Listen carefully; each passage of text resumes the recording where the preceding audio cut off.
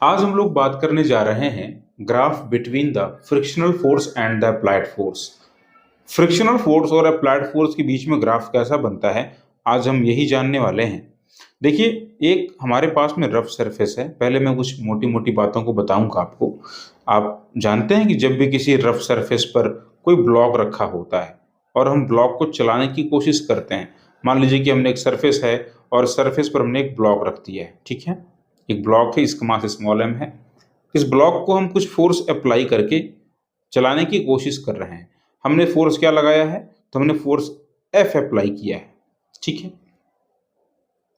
जैसे ही ब्लॉक को चलाने की कोशिश करेंगे तो कांटेक्ट सरफेस में एक रेजिस्टिव फोर्स डेवलप होगा जो कि इनकी रिलेटिव मोशन का अपोज करेगा। We know very well, frictional force is that component of the contact force which opposes the relative motion between two surfaces in contact. This is the component of the contact force. तो ये frictional force चूंकि motion का oppose कर रहा है, एक limit तक oppose कर पाएगा ना। जैसे अगर हम फोर्स की वैल्यू को लगातार बढ़ाते चले जाएं तो क्या होगा?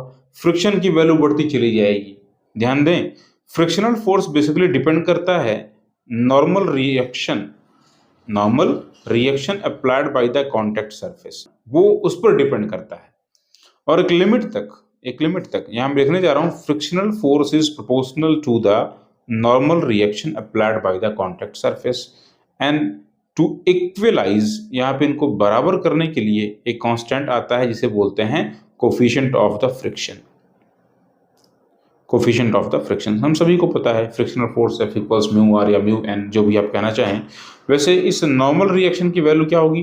तो नॉर्मल रिएक्शन देखा जाए तो बेसिकली इस ब्लॉक के वेट mg के ही इक्वल में होने वाला है। क्या करें? अगर हम फोर्स को और बढ़ाएं तो क्या होगा?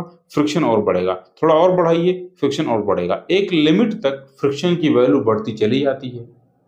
The maximum value of the static friction at which block is just about to move, that is known as the limiting friction. Frictional force जो होता है, स्टैटिक फ्रिक्शन, बेसिकली जब तक बॉडी रेस्ट में थी, उसकी जो मैक्स वैल्यू है जिस पर मोशन होने ही वाली है, उसे बोलते हैं हम लोग लिमिटिंग फ्रिक्शन। क्या बोलते हैं बच्चों? लिमिटिंग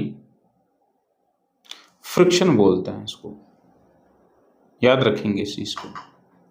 स्टैटिक फ्रिक्शन बेसिकली एक सेल्फ एडजस्टिंग फ्रिक्शन होता है। ये उतना ही डेवलप होता है जितने की जरूरत है। Static friction is a self adjusting force which is produced just to destroy the motion according to the situation. अगर आपने जो फोर्स अप्लाई किया है वो लिमिटिंग फोर्स से कम लग रहा है, तो जो भी फोर्स अप्लाई किया होगा उतने ही वैल्यू का फ्रिक्शन डेवलप होगा कॉन्टैक्ट सरफेस के बीच में। अच्छा, जब मोशन होने लगती है तो ऐसा पाया गया है कि फ्रिक्शन की वैल्यू कम हो जाती है और ये वैल्यू कांस्टेंट हो जाती है, और उस फ्रिक्शन को बोलेंगे kinetic friction. During the motion the friction acting between the contact surfaces is known as the kinetic friction and this is the least value of the friction. Especially अगर हम बात कर रहे हैं अगर ट्रांसलेशनल मोशन में, तो सबसे ज्यादा वैल्यू किसकी होती है? स्टैटिक फ्रिक्शन की होती है। और भी स्टैटिक फ्रिक्शन मतलब बेसिकली लिमिटिंग फ्रिक्शन की बात कर रहे हैं। इससे कम वैल्यू किसकी होती है? काइनेटिक फ्रिक्शन की। और अगर इससे भी कम बात हम कर रहे हैं तो रोलिंग फ्रिक्शन, जब बॉडी रोल करते हुए आगे बढ़ती है। जैसे कोई सरफेस है और इस पर कोई बॉडी रोल करते हुए, घूमते हुए से ना आगे बढ़े, रोलिंग समझते हैं आप? बॉडी रोटेट भी करती है और ट्रांसलेट भी करती है, कंबाइंड मोशन, उसे बोलते हैं रोलिंग मोशन। तो रोलिंग के दौरान जो फ्रिक्शन बनेगा वो सबसे कम होता है। याद रखेंगे इस बात को आप याद रखेंगे। तो देखो, मैंने यहाँ पे ग्राफ प्लॉट किया है। अप्लाइड फोर्स को मैंने एक्स एक्सिस पर शो किया है और फ्रिक्शनल फोर्स को मैंने शो किया है वाई एक्सिस पर। आप देख रहे हैं स्टार्टिंग में एक लिमिट तक ग्राफ हमारा जो है वो 45 डिग्री के स्लोप पर बन रहा है। आप देख सकते हैं, ये ओरिजिन्स ओ से लेकर के ए तक का जो रीजन है आप देख रहे हैं, ये बेसिकली स्टैटिक रीजन है। यहां से यहां तक का जो भी रीजन आप दिखाई पड़ रहा है आपको, ये जो रीजन मैंने दिखाया है, ये रीजन बेसिकली स्टैटिक रीजन है। स्टैटिक रीजन, यहाँ स्पेस कम है, और इसके बाद आप देखें, इसके बाद का जो रीजन आपको देख पा रहे हैं, ये रीजन काइनेटिक रीजन है, आगे का जो रीजन बना हुआ है। देखें स्टैटिक फ्रिक्शन की जो सबसे टॉप वैल्यू हुई है पॉइंट ए पर, वो क्या है, लिमिटिंग फ्रिक्शन। अच्छा ठीक है, उसके बाद देखिए वैल्यू ए का देखिए डाउन आ रही है, ग्राफ आप देख सकते हैं, जो ग्राफ का स्लोप है वो नीचे की तरफ जा रहा है, फिर ये कांस्टेंट हो गया, स्लोप 0 हो चुका है। मतलब इसके बाद जो फ्रिक्शन है वो फिर अप्लाइड फोर्स पर डिपेंड ही नहीं कर रहा है, वो कांस्टेंट हो गया। आप देख सकते हैं, आपने फोर्स को बढ़ाया और बढ़ाया और बढ़ाया, काइनेटिक वहीं का वहीं है, वो चेंज नहीं हो रहा है। तो ग्राफ कुछ इस तरीके से बनता है, ठीक है, 0 से लेकर के एफएल तक फ्रिक्शन जाता है, स्टैटिक फ्रिक्शन, ठीक है, मैक्सिमम वैल्यू तक, और उसके बाद फिर वो डाउन हो जाता है, फिर कांस्टेंट हो जाता है। तो कुछ बातें जो मैं आपको बताना चाहूंगा, that there are the 3 types of the frictional force, basically static friction, kinetic friction and rolling friction.